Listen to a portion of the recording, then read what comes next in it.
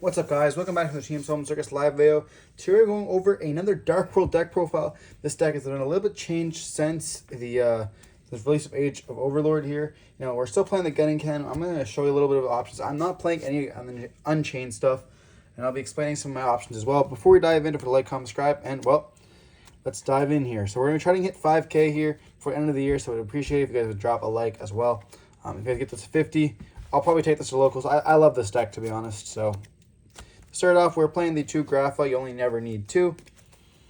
The 3 Rainbow Circus. Unfortunately, this deck isn't as good right now because of the fact that it rolls a little bit in the main deck or the side deck. But regardless, it's still a super fun deck to play.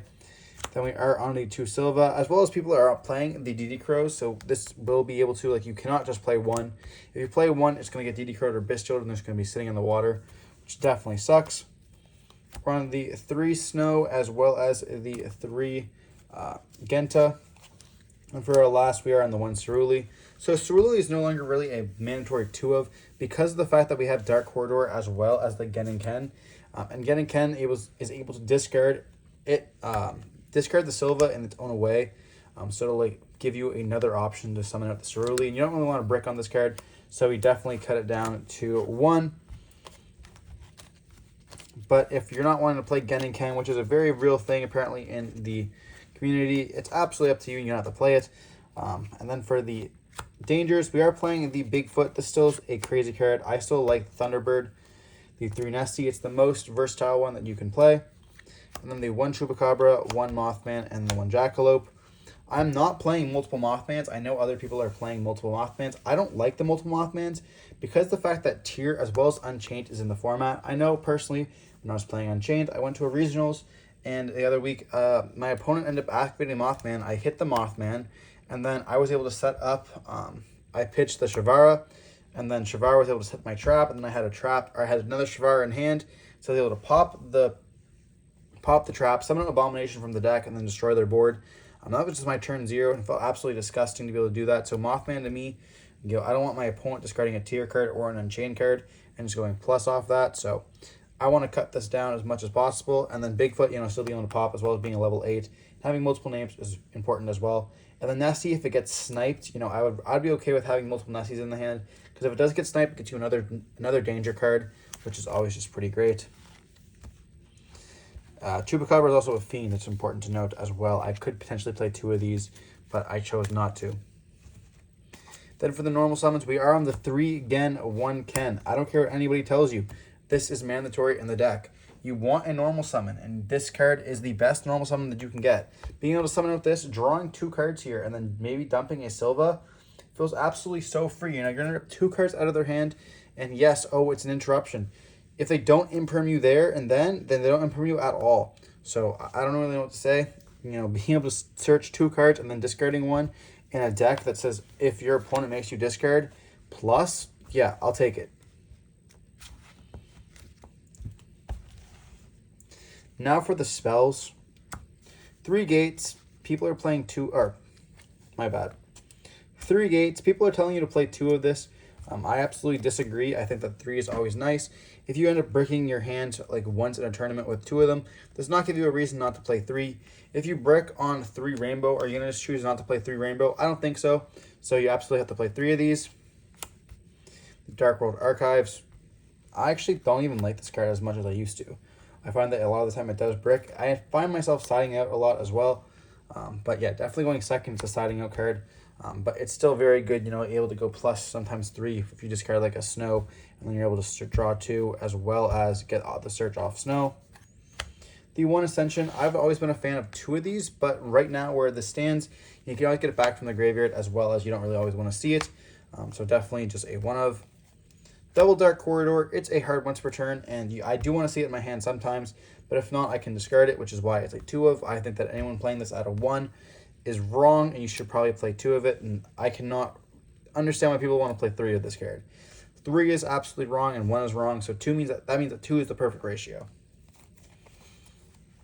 That's it for the Dark World spells. Now for the generic spells.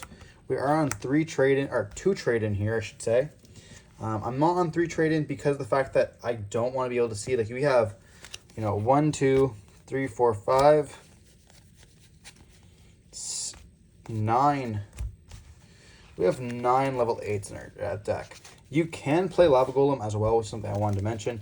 You know, if you are playing Lava Golem, you probably do not want to be playing these. You could also 100% side in 3 Lava Golems, because these are like horrible going first, or going second, I should say. So like, it's also a super easy side out card to put in like Lava Golems and like that, you know, having an absolute blowout. You could also put in the third trade in the side, so if you want to like side out those 4 cards, you could.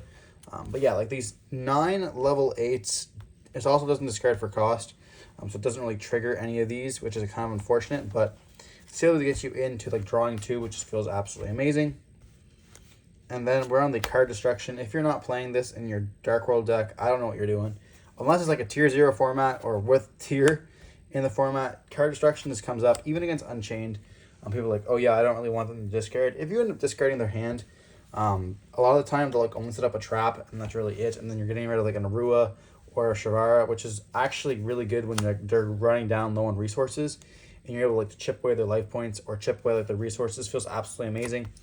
And then like once you activate their effect, they activate a trap, and then they summon up the monster. They're gonna make Thrust as well as Talents live, so that's the reason why we're playing these as well. And Genin can, of course, you know, being able to summon it out super easily with a normal summon, activate the Talents, or activate Thrust, being able to set like the last card in their deck, which is an Eradicator. Absolutely feels so free. You're able to set up Eradicator super easily in this deck with a Thrust package, and Thrust will pretty much always be live. And then once you like Eradicator them, you're pretty much big chillin'. And yes, I know people are gonna be like, oh, well, you're playing Eradicator in your main deck. So yeah, so I want to talk about that a little bit here, wherever Genin Ken is. So the theory behind this is that with your deck, you're playing 5 going first card. I guess this is not necessarily a going first card, but we're also going to include a copy of Archives here. So in the main deck here, we have these 4 cards that are absolute side outs going second, as well as an Eradicator, and then I would also include the Archives as a side out option here. We're going to put this talent here. So when you're siding, you have immediately 6 cards that you can take in and out of your deck at any point of time going second. So if you know you're going to be going second, you can take out 6 of these cards, put in anything else that you really want to, which means Dark Ruler No Mores, Evenly Matches, Lava Golems, whatever you really want, you can decide out super easily. So instead of playing like, oh, well, I could play like 1 Lava Golem here, or I could play another card like, another like Danger, I wanted a card that like complemented my engine going first, and if I do end up going first and have a full combo, I can end up setting like an auto win card. And then if I do not like hand rip them for 5 or for 4 in some cases, that I can just end up taking the last card and knowing their deck. As well as, you know, playing against like Labyrinth, stuff like that, if they are chaining their cards, setting those traps, if you end up eradicating them, calling traps, it's very hard for them to keep up with the game.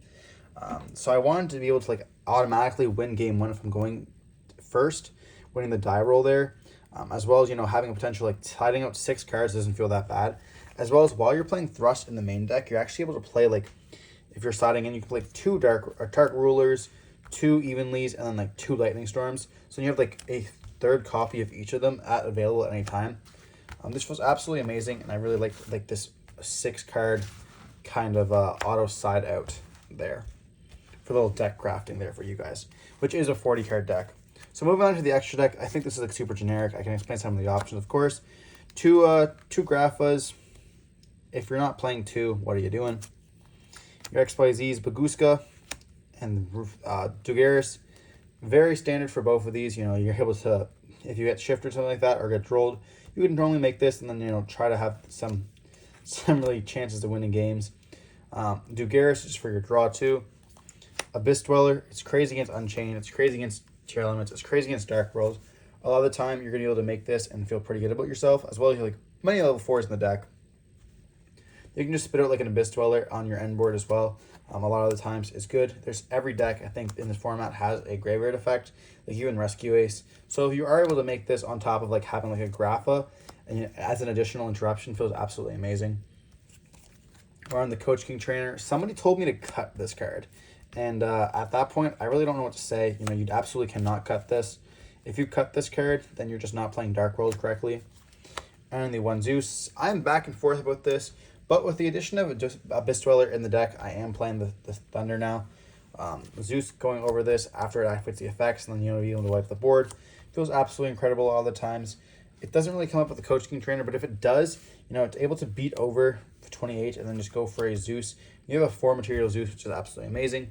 We're no longer playing the copy of the Zombie Sign, so that's important to note as well. I found that didn't really come up, and I wanted to play Abyss Dweller instead. Having a card that's like super big when Skill Drain comes on the field doesn't really feel amazing. So that's why we're not playing it. But that's it for the XYZs. Now for the Lynx, which is the heavy part of the deck. So we are playing SP Little Knight, of course, the main addition to any deck post Age of Overlord. This card's absolutely insane. You're going to be seeing this everywhere. 1 Muckraker. Fiend deck plays Fiends. Wow. Security Dragon and a Caution Magician, pretty much a staple in everyone's deck.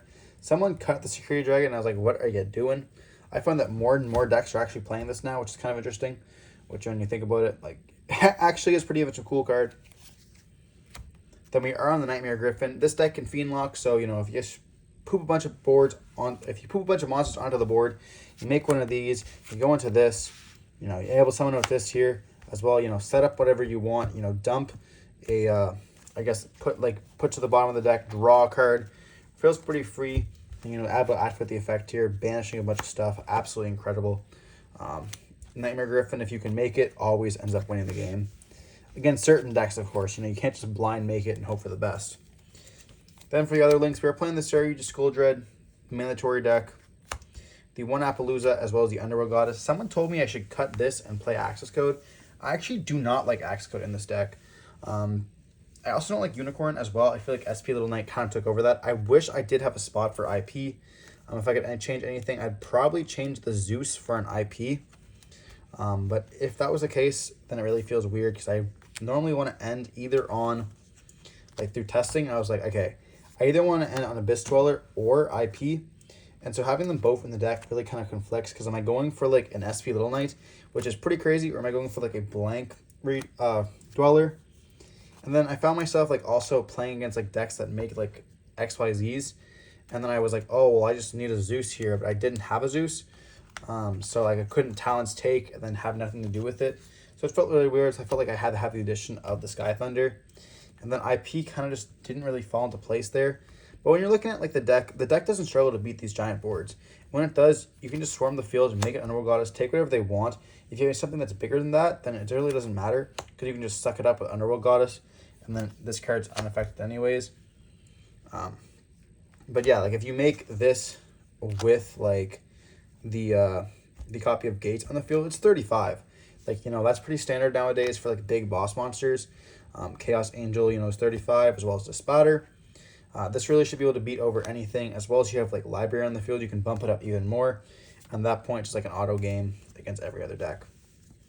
But if there's any suggestions you guys want to know, let me know in the comment section down below what cards you guys would change or put into the deck.